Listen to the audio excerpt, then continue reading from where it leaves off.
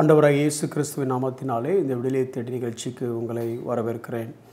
அறிந்து கொள்ளுவோம் ஆண்டவரை, தெரிந்து கொள்ளுவோம் தேவனை என்கிற தலைப்பின் கீழே தேவனை பற்றி நாம் கற்றுக்கொண்டிருக்கிறோம். அதாவது to know about your god. ஏன் இது முக்கியம் அப்படின்னா, இரண்டு வகையான காரியங்கள். ஒன்று, நம்ம வாழ்க்கையில் விசுவாசத்தை அதிகரிப்பதற்கு நாம் வணங்குகிற, நாம் சேவிக்கிற தேவன் எப்பேற்பட்டவர் என்கிற அறிதல் நமக்கு வேணும். இரண்டு, யாராவது தேவனை பற்றி தவறான சத்தியங்களையோ இல்லை தவறான காரியங்களை கூறும் பொழுது நமக்கு சரியானவைகள் தெரிந்திருந்தால் தான் எதை சூஸ் பண்ணி பிலீவ் பண்ணணும் அப்படிங்கிற ஒரு வளர்ச்சி நமக்கு, அந்த மெச்சூரிட்டி நமக்கு தேவைப்படுது. அதுக்காக தான் கற்றுக்கொண்டிருக்கிறோம். இன்றைக்கி குறிப்பாக தேவனுடைய பெயர்களிலிருந்து அநேக காரியங்களை கற்றுக்கொண்டோம். தேவனுடைய எல் நேம்ஸ், அதுக்கப்புறம் காம்பவுண்ட் நேம்ஸ், அதுக்கப்புறம் ஸ்பெஷல் நேம்ஸ் அப்படின்னு சொல்லி பார்த்தோம். இன்றைக்கி நம்ம எல்லாத்துக்கும் தெரிஞ்ச ஒரு பெயர், ரொம்ப மிகவும் பரிச்சயமான ஒரு பெயர், அதை குறித்து தான் கற்றுக்கொள்ள போகிறோம். என்ன அந்த பெயர்னு கேட்குறீங்களா? ஜீசஸ், இயேசு. நம்ம எல்லாத்துக்குமே தெரியும் இயேசுங்கிற நாமம். அநேக பாடல்கள் நம்ம பாடுறோம். இயேசுவின் நாமம் இனிதான நாமம், இயேசு என்ற திருநாமத்திற்கு அப்படின்னு சொல்லி நிறைய பாடுறோம். ஆங்கிலத்தில் இந்த நேம் ஆஃப் ஜீசஸ் அப்படி பல பாடல்கள் எழுதுகிறோம். இப்போ இந்த பாடல்களிலிருந்து நம்ம புரிந்து கொண்ட அந்த காரியங்கள் நம்ம வாழ்க்கையில் எப்படி பயிற்சிக்கப்படுகிறது அப்படிங்கிறதும், இந்த நாமத்தினுடைய மிக அடிப்படையான மிக முக்கியமான பேஸ் அப்படின்னா என்ன. இப்போ ஃபார் எக்ஸாம்பிள், இயேசு அப்படின்ன உடனே நம்ம இந்த இயேசு சுவாமி கூட்டம் அப்படின்னு இந்த கூட்டங்கள் அல்லது குருசைட்ஸ் நடத்தும் பொழுது பொதுவாக புறஜாதிகளுக்கு தெரிகிறது என்ன அப்படின்னா, பிசாசை ஓட்டுவாங்க, அப்புறம் வியாதி சுகமாகும். சில நேரத்தில் அங்கே போனால் வியாதியெல்லாம் சுகமாயிரும், செய்வன பில்லி சூனிய கட்டுலாம் சரியாயிரும், பிள்ளை இல்லாதவங்களுக்கு பிள்ளை கிடைக்கும், வாங்க ஏசப்பா கூட்டத்துக்கு போவோம். அல்லது நாம் கூப்பிடுகிறதும் அப்படி தானே கூப்பிடுறோம். கண்ணீரா, கவலையா, பிசாசு தொல்லையா, வியாதி தொல்லையா, கடன் பிரச்சனையா, இதுக்கெல்லாம் நீங்கள் எங்ககிட்ட வாங்க அப்படின்னு சொல்கிறோம். அவனும் வர்றான். ஆண்டவர் இரக்கம் பாராட்டி சில அற்புதங்கள் நடந்ததுக்கப்புறம் முடிஞ்சதுக்கப்புறம் திரும்பி கிளம்பி போயிடுறான். போனதுக்கப்புறம் ஏண்டா போனான் அப்படிங்கிறோம். ஆனால் இந்த இயேசுங்கிற நாமத்தினுடைய அடிப்படை கவலை, கண்ணீர், கஷ்டமா இல்லை வேறு எதுவும் விஷயமா? தியானிப்போமே. மத்தேயு 1:21 நான் வாசிக்கிறேன். அவள் ஒரு குமாரனை பெறுவாள், அவருக்கு இயேசு என்று பெயரிடுவாயாக, ஏனெனில் அவர் தமது ஜனங்களின் பாவங்களை நீக்கி அவர்களை ரட்சிப்பார். இந்த இயேசுங்கிற பேர் வரும் பொழுது அதனோடு இணையாக வரக்கூடிய ஏன் அப்படின்னு வரும் பொழுது பாவங்களை நீக்கி அவர்களே ரட்சிப்பார்.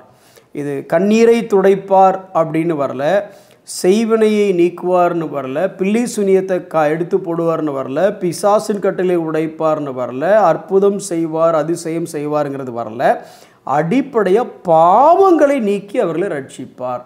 ரட்சிப்பு அப்படின்னா பாதுகாப்பு, வெற்றி, இன்னும் சொல்லப்போனால் மீட்பு, பல காரியங்களும் சொல்லலாம். அப்போது இந்த மீட்பு, வெற்றி, பாதுகாப்பு இதெல்லாம் அவர் கொடுக்குறாரு. எங்கே இருந்துன்னா பாவத்திலிருந்து. ஆனால் இன்றைக்கி பொதுவாக இன்றைக்கி ஒரு உங்கள் பாவங்களை போக்க இயேசுவிட வாங்கல் அப்படின்னா யாராவது வருவாங்களா அப்படின்னா வர்றதில்லை. ஏன் அப்படின்னா, பொதுவாக அவங்களுக்கு நாம் பாவி என்ற ஒரு அறிவோ, பாவம் என்னங்கிற அந்த உணர்வுகளோ இன்றைக்கி பொதுவாக மக்களிடையில் இல்லை. நம்ம வேதாகமத்திலே பார்க்கலாம்ல. மத்தேயு 9 ஒரு மனுஷன் பேரலிட்டிக்காக இருக்கிறாரு. அவரை கொண்டு வந்து குறையை பிச்சு அவரை இறக்குறாங்க. இறக்குன உடனே எல்லாரும் என்ன எதிர்பார்ப்பாங்க? இப்போ இயேசு அவருக்கு சுகத்தை கொடுப்பார், அவர் உடனே எந்திரிச்சு நடந்து போவார் அப்படின்னு எதிர்பார்த்துட்டு இருக்கும் பொழுது இயேசு டமால் ஒரு குண்டு தூக்கி போடுறாரு. என்ன சொல்கிறாரு பார்த்தீங்க அப்படின்னா, உன் பாவங்கள் உனக்கு மன்னிக்கப்பட்டது, நீ எழுந்து படுக்கை எடுத்துக்கொண்டு நட அப்படின்னு சொல்கிறாரு. பாவங்கள் மன்னிக்கப்பட்டதுன்னா அங்கே இருக்கலாம் ஷாக் ஆகிட்டாங்க. அது எப்படி பாவத்தை மன்னிக்கிறது நீ சொல்லலாம்? ஏன்னா பாவத்தை தேவன் மட்டும்தானே மன்னிக்க முடியும், அது பிளாஸ்பேமி அப்படின்னு சொல்லி ஆரம்பிக்கிறாங்க. மத்தேயு 9:6 ஆண்டவரை இயேசு கிறிஸ்து சொல்கிற வார்த்தையை கேளுங்க. பூமியிலே பாவங்களை மன்னிக்க மனுஷகுமாரனுக்கு அதிகாரம் உண்டு என்பதை நீங்கள் அறிய வேண்டும் என்று சொல்லி திமிர்வாதக்காரனை நோக்கி, நீ எழுந்து உன் படுக்கையை எடுத்துக்கொண்டு உன் வீட்டுக்கு போ. பாவத்தை மன்னிக்கிறாரு. மன்னித்தோடனே நீ எழுந்து. அவனால தான் எந்திக்கவே முடியாத. எந்திக்க முடியாத ஒருத்தனை எழுந்து அப்படின்னு சொல்கிறாரு. அது எப்படி பாசிபிள் அப்படின்னா, நீ எந்திக்காமல் இப்படி படுத்த படுக்கையாக இருக்கிறதுக்கு காரணம் என்ன அப்படின்னா பாவம். அந்த பாவம் உனக்கு மன்னிக்கப்பட்டாச்சு அப்படின்னா நீ ஆட்டோமேட்டிக்காக எந்திக்க முடியும். ஸோ பேசிக்காக என்ன சொல்ல வருகிறார், இந்த வியாதிங்கிற பிரச்சனையை விட, இந்த படுக்கையில் இருக்கிறாங்கிற பிரச்சனையை விட, எல்லா பிரச்சனைக்கு அடிப்படை காரணமாக இருக்கிறது பாவம்.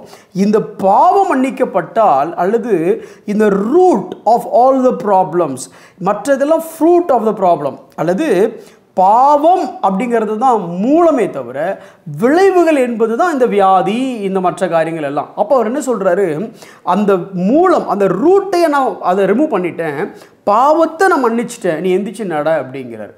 இன்றைக்கி அந்த காரியம் எப்படி ஒரு வித்தியாசமாக எல்லாத்துக்கும் தெரிஞ்சுதோ அதே மாதிரி தான் இன்றைக்கி நம்மளும் எப்படி எதிர்பார்க்குறோம் அப்படின்னா, வியாதி சுகமாகணும்னு எதிர்பார்க்குறோம், கடன் பிரச்சனை தீரணும்னு எதிர்பார்க்குறோம், இந்த மேலான இந்த காரியங்கள் எல்லாம் எதிர்பார்க்குறோமே தவிர அந்த ஐஸ்பர்க்கோடைய ஆழம் அகலம் உண்மையிலே என்ன அப்படின்னா பாவம் அப்படிங்கிறத பார்க்க மறந்துடுறோம்.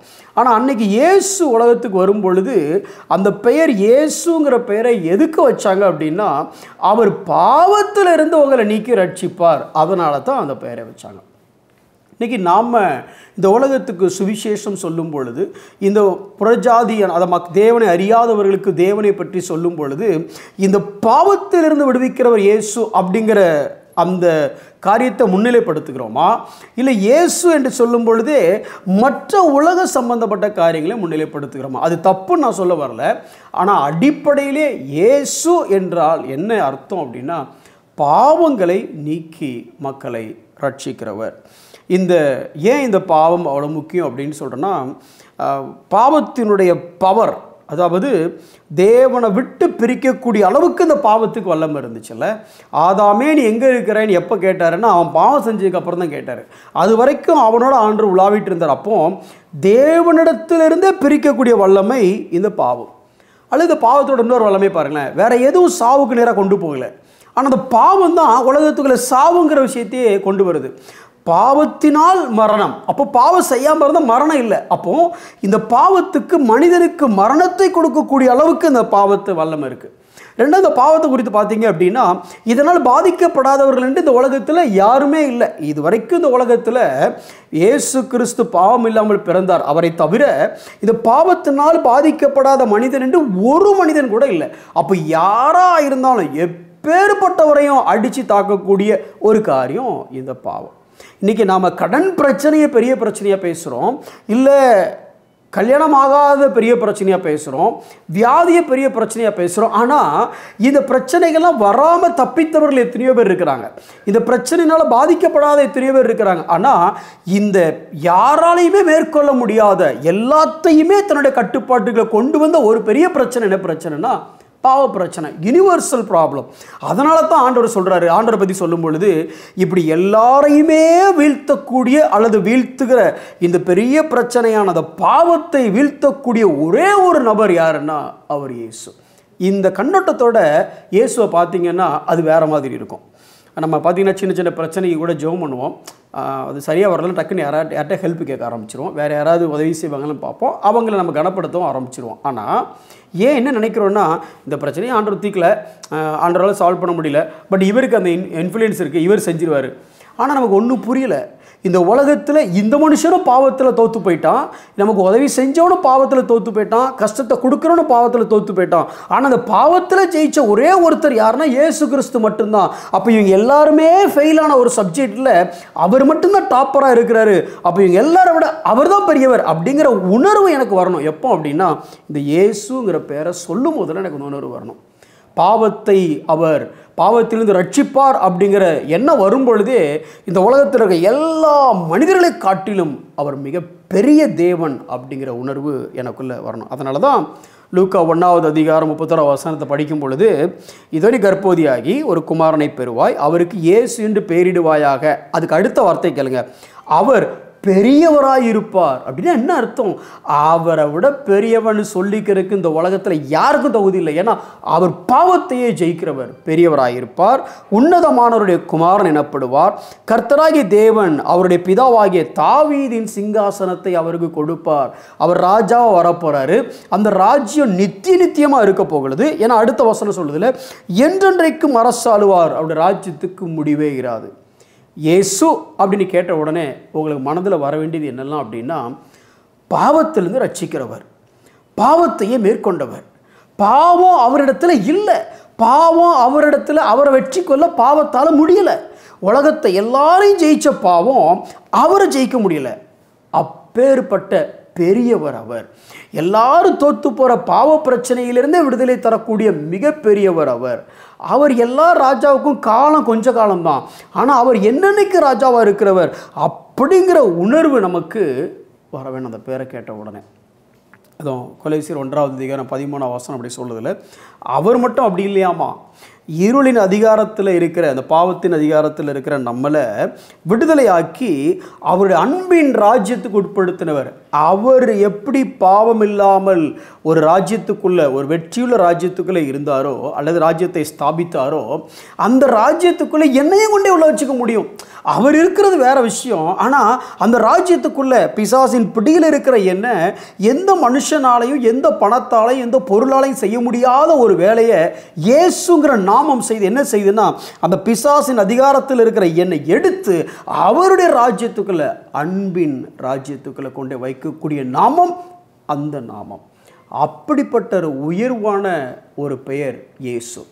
அதனால தான் பிலிப்பியர் 2:9 நம்ம படிக்கும்போது, தேவன் எல்லாவற்றிற்கும் மேலாக அவரை உயர்த்தி இயேசுவின் நாமத்தில் வானோர் மேலே, பூதலத்தோர் கீழே, பூமிக்கும் கீழே அந்தகாரமாக இருக்கலாம், முழங்கால் யாவும் முடங்கும்படி பிதாவாகிய தேவனுக்கு மகிமையாக இயேசு கிறிஸ்து கர்த்தர் என்று நாவுகள் யாவும் அறிக்கை பண்ணும்படி எல்லா நாமத்துக்கும் மேலான நாமத்தை அவருக்கு தந்தருளினார். நம்ம சிம்பிளாக சொல்லி முடிக்கணும் அப்படின்னா, இந்த பேரை போல பெரிய பேர் இந்த உலகத்தில் எங்கேயுமே இல்லை. ஒரு சின்ன எக்ஸாம்பிள், ஒரு கவுன்சிலர் உங்ககிட்ட நான் சொன்னேன்னு போய் சொல்லுன்னு சொல்கிறாரு. ஆனால் எம்எல்ஏ அப்படிலாம் கிடையாது, மாற்று அப்படின்னா கவுன்சிலர் சொன்னது காலி. இப்போ எம்எல்ஏ சொன்னதை ஒரு மந்திரி அவன் என்ன சொல்கிறத நான் சொல்கிறத செய்ய அப்படின்னாருன்னா எம்எல்ஏ சொன்னது காலி. இப்போ மந்திரி சொன்னதை முதல் அமைச்சரோ இல்லை அந்த லெவல் ஆளுகை செய்கிறவங்க அவங்க அவன் என்ன சொல்கிறது நான் சொல்கிறத செய்யினா, அப்பா சிஎம் சொன்னாருப்பா அப்படின்னா அப்போ கீழே இருக்கிற எல்லோரும் காலி. இப்படியே சொல்லிட்டே போயிட்டே இருக்கலாம். ஆனால் இந்த இயேசுங்கிறவர் சொல்லியாச்சுன்னா அவருக்கு மேலே யார் அப்படின்னா ஒன்றுமே இல்லை. எல்லா நாமத்துக்கும் மேலான நாமம். உங்களுக்கு எந்த பிரச்சனை இருந்தாலும் சரி, ஒன்று சொல்லட்டுமா, நாவுகள் யாவும் அறிக்கையிடும், முழங்கால் யாவும் முடங்கும்னா அந்த பிரச்சனை இயேசுங்கிற பேரை கேட்டோடனே டப்புன்னு முட்டங்கால் போட்டு, அதுக்கு ஒரு முட்டங்கால் இருந்துச்சுன்னா, முழங்கால் இருந்துச்சுன்னா அது முழங்கால் போட்டு, அதுக்கு நாவு இருந்துச்சுன்னா அது என்ன சொல்லும் அப்படின்னா, நான் பெரிய ஆள் இல்லையா, அவர் தான் பெரியவர். உங்கள் வாழ்க்கையில் எது மிகப்பெரிய பிரச்சனையாக இருந்தாலும் சரி, இயேசு என்கிற நாமத்திற்கு முன்பதாக அந்த பிரச்சனையும் முழங்கால் போடும், அந்த பிரச்சனையும் இயேசுவே கர்த்தர் என்று அறிக்கை செய்யும். அத்தகைய மேலான நாமம் இயேசுவின் நாமம். கண்களை மூடி நாம் ஜெபிப்போம். அன்புள்ள ஆண்டவரே, எல்லா நாமத்திற்கும் மேலான நாமமாக இயேசு என்கிற நாமத்தை நீங்கள் உயர்த்தி இருக்கிறீங்க ஆண்டவரே. யாராலையும் தீர்க்கப்பட முடியாத பாவம் என்கிற பிரச்சனையை இந்த இயேசு என்கிற நாமம் தீர்த்து வைக்கிறது ஆண்டவரே. எங்கள் பாவ பிரச்சனைக்கே நீர் தீர்வு கொடுப்பீரானால் எந்த பிரச்சனை உம்மால் தீர்க்க முடியாது என்று எதுவுமே இல்லை ஆண்டவரே.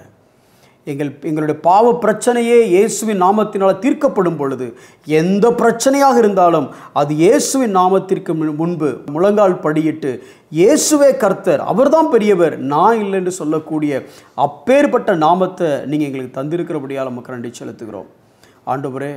இந்த நாமத்திற்கு பாத்திரவான்களாக, இந்த நாமத்தை உச்சரிப்பதற்கும் இந்த நாமத்தினால் உண்டாகும் நன்மைகளை அனுபவிப்பதற்கும் நாங்கள் பாத்திரவான்களாக வாழ எங்களுக்கு நீர் உதவி செய்யும். இயேசுவின் நாமத்தில் ஜெபிக்கிறோம் நல்ல பிதாவே, ஆமென்.